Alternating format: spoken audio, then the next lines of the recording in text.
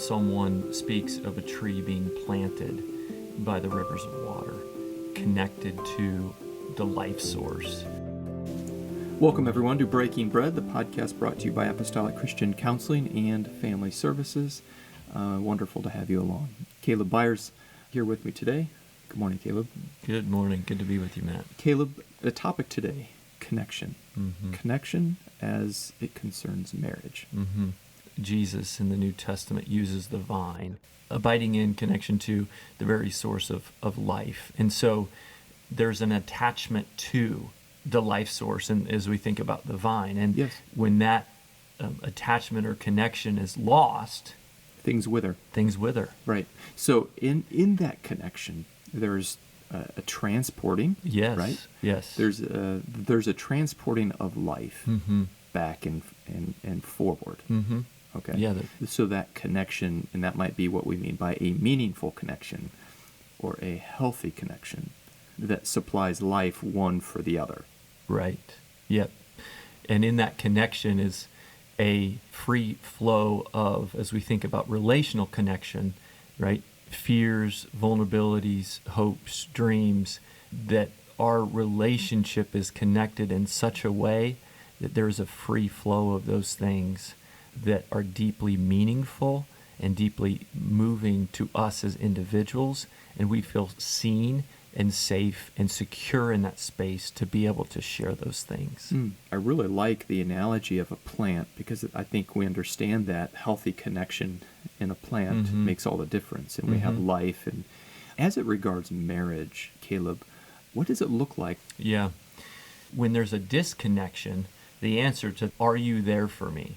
would be no. Right. And I think it's important, Matt, as we think about "are you there for me?" This doesn't mean my spouse doesn't help me with chores around the house, or my spouse isn't intentional about going to work regularly, providing for the family. Are you there for me is a question in a deeper sense emotionally that says, do you notice me? Do you value me? Am I important to you? When I am struggling, when I'm in pain, are you there for me? Do I matter to you? Mm-hmm. Yes. Do I matter? Do I influence and impact you as an individual? Is there a basic need here? I'm thinking of some that are saying, is that what I signed up for? Is that what marriage means? You know what I mean? Because this is pushing those who are not theoretical to be like, okay, this is like a sixth dimension here. Yeah. Speak to the need for connection. Answer that question. In order to answer that question, I think, Matt, at least my mind goes to our connection with God. We will not flourish. We have no life without that connection. And I think this flows out of God himself as a relational being, that we have a deep need for that connection that's beyond just living in the same house together, beyond even spending time together. Yeah, I really like that. And in fact, that helped bring some closure, some cognitive closure for me on this topic. Uh-huh. Okay, when you gave that example, Kaleb, I think of Jeremiah 31, where he has this prophetic moment where he says, mm-hmm. I'm going to write my law in their inward parts, mm-hmm. on their hearts. Mm-hmm. I will be to them a God, and they shall be to me a people. Mm-hmm. You can get a sense that God has not longed for a living arrangement with us. Mm-hmm. He has longed for a living relationship with us. Yes. That in marriage, we're not just striking a living arrangement. Mm-hmm. Mm-hmm. We are striking a living relationship connection. And that's what we're talking about today. Yes. Would you say every human being wants this, whether they recognize it or not? Yes. Okay. Our brains are formed very much in a social context, and so it's in a relational sense, and so we've been created for this. We have. And so we can learn how to do it better. Mm-hmm. Is that a true statement? Yes. Okay, so I'm guessing there's some awareness pieces mm-hmm. for this deep connection, and that's where we want to go to, right? Yeah. What needs to be on our radar when it comes to improving my connection with my spouse? Yeah. So one of the first things that I think about is being curious about myself when I feel disconnected from my spouse. Okay? So what do I do? Let me first stop with that, Yes. because that's not normal. My tendency when I'm feeling disconnected with my spouse is to wonder about her. Sure. Okay, Yeah, so what you just said, I've got whiplash here. I was tracking with you, Caleb, and I was, all of a sudden, I'm like, whoa, Caleb took a fork in the road and I'm not with him anymore, so I'm backtracking. Okay, so you say when there's disconnection, I need to be curious about myself. Yes. So this is really about self-awareness. For me, what I tend to do when I'm distressed is I tend to go silent and withdraw. If there's a disconnection, I may pull away and internalize and process. I'm no counselor here, Yeah. Caleb. Yeah. But by pulling away, it seems to be the opposite of connection. Yes, exactly. Caleb, you're not helping yourself. That's right. Exactly. And I think that's the thing, Matt, is realizing that, in our marriage, we want so deeply to be understood, to be known. If you think about, in Christ's sense, is to be fully loved and fully known, right? Both of those. And when I'm in distress and I start pulling away, I'm protecting my own self, but what it leads to is also further disconnection because Ange, right, feels me pulling away. Yeah. So I think you hit the nail on the head, is that sometimes my coping with the pain of disconnection leads to further disconnection. Further disconnection is not helpful. Relationally, Okay. yes. And this is not uncommon for men, is I don't know what to do with this. Like, Well, I can take battles and stand in front of my family and spouse and go at great lengths, but when it comes to stepping into how to navigate a disconnection with my spouse, are you serious? Yeah. Well, I think I'm just going to go to the garage and work on that project. Yes. Tinker around with in the shop, or so we connect with something else. Yes. Right? Okay. So withdrawal. Yes. Is there other? Yeah. Another one is when there's a disconnection, they pursue. And when they pursue, unfortunately, it's in a fairly intense, emotionally related kind of language. Yeah. And so for those individuals, when there's a disconnect, they tend to go to a more aggressive. Underneath that is the pain of disconnection you're coping with. So what we're saying is the surface behavior is just manifestation of something deeper going on in the relationship. So a lot of times with our aggression, we don't really see it as a connection problem. Right. It's pain. Right. All right. I'm starting to Underneath track that. with you now, Yes. Caleb. And so what you're bringing our awareness to in this discussion is that you need to have your eye on connection, right? You've got your eye on the wrong ball, so to speak. Yep. You need to have your eye on connection. And proof enough that you want it is you're being aggressive. Yes. Yes. But that's not how you win it. Exactly. The signals get mixed, right? You know that in some sense you're longing for responsiveness, you're longing for understanding. Unfortunately, the intensity of that emotion overwhelms the spouse, and they're unable to see that's what is wanted. And let me guess, just like before, we lose connection. Yes, correct. It leads to a disconnection, right? Okay. Which, you think about that cycle. It's a painful That's a cycle very because the painful harder cycle. you try, The worse it becomes, Yes. and the more pain that I incur because that's what's painful. right? And so I think for me, and this has been helpful for me, even as I engage and work with couples, is to see on the surface the anger, the frustration is flowing from a place deep within that God has created us for connection. And even though they may not be communicating well, underneath that, it's flowing They want the out. same thing. Yes, they do. And that's very That's like hopeful really for me. hopeful. I think It so is. too.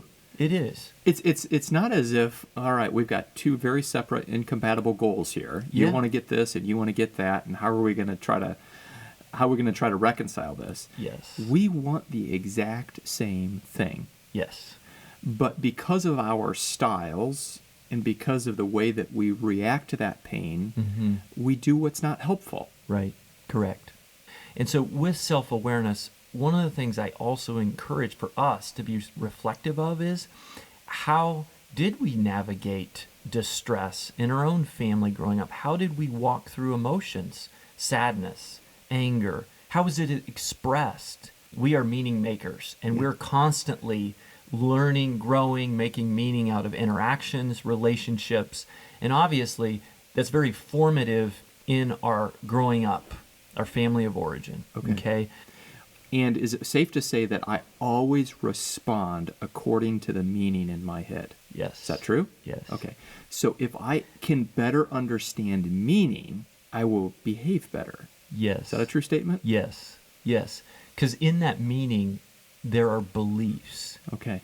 So many interactions in your growing up, you started to form beliefs about yourself, about relationships, about God, right? These are all shaped. So I may have seen people in my past withdraw, and that means... Yes. In fact, just last night, I was doing something, and Rebecca said, Matt, stop doing that, right? Mm-hmm. Was straight and direct, okay? Mm-hmm. And I recognized it totally as, it was not anger, it was just direct.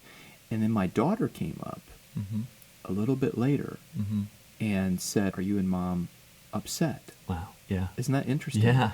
And I was like, no. You know what I mean? But had we not had that conversation, she was constructing meaning from that, wasn't she? Yes. In the challenges, Matt, that's a great example. Because I think the challenge is that kids, I remember my professor in grad school said this, that, and I think I've probably stated it here before, but is that kids and children, they are incredibly emotionally perceptive. They can shift. So your daughter could tell emotionally there was something going on. But they're terrible interpreters. Their brain isn't fully developed. Yes. Bad at meaning. Oh, man. So that's why, as you think about nurturing, discipling, growing children, it's coming along with them. What do I do with this butterfly in my stomach? Yeah. Even before they have language, they start behaving certain ways. And so we are shaping meaning, or supporting shaping meaning in them as children around these emotions of sadness, of anger, of all fear. What do you do with that? Right. And so those experiences then, Matt, shape how, doesn't control, but shapes how we begin to navigate that in our intimate adult relationships. Right. Okay, so now I'm totally with you on meaning. We make meaning of situations, now with my spouse, according to the many lessons that have stacked upon themselves from my youth as I have learned to be a meaning maker. Right, yes. Okay, so I'm guessing some re-education is part of the remedy. Yeah. Yes. Maybe. It is, and I think it's easy for us as adults, now that our brain is fully developed, to look back and say, you know what, how my sibling did this to me, or how my mom and dad did this to me, or how we navigated that really wasn't that big a deal. It's in the past. The past is in the past, sort of thing. Yeah.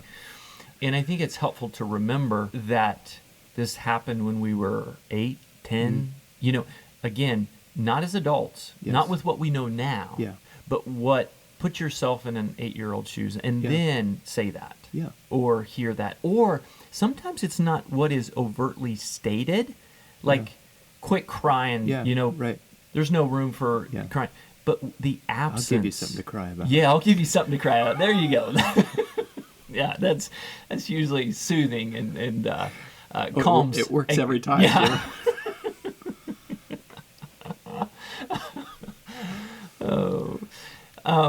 And we can, we're even laughing about that as adults. If we didn't laugh, we'd cry. Yes, right? Totally. I think the point being is, as we are self-reflective, as we consider, again, back to what we were talking about, Matt, how do we start responding in distress? Well, some of that is shaped by our own past experiences. And it is helpful for us not to just churn in past experiences, but to be curious about how have I been shaped in a way that I navigate distress presently. Yeah. And so, as you said, this is not about going into our past. We're not necessarily victims of our past. We've actually, Kaleb, I think you've redeemed our past in a way to say we've had a whole lifetime of lessons. Yes. Now that we're mature, we need to unpack the lesson. Correct. Yep. And so it doesn't make the lesson bad, even as hard as it was, or hurtful, or scarring in some cases. That's a lesson to learn, and we better learn from it. Right. And we better get the right meaning Because we've had a lot of classroom Yes. classroom time. Yes. And how has that shaped us? And Okay. being curious about that shaping is, Okay. is important and really critical to our marriage relationship for continuing to deepen connection. Well, connection has certainly been elevated in our mind's eye. Thank you, Kaleb, for bringing this topic to bear. And I would agree. I think we all do want connection. How do we get it? We'll wait for the next episode to answer that question. So to each one, thanks for being with us, and we look forward to having you back on soon. Goodbye.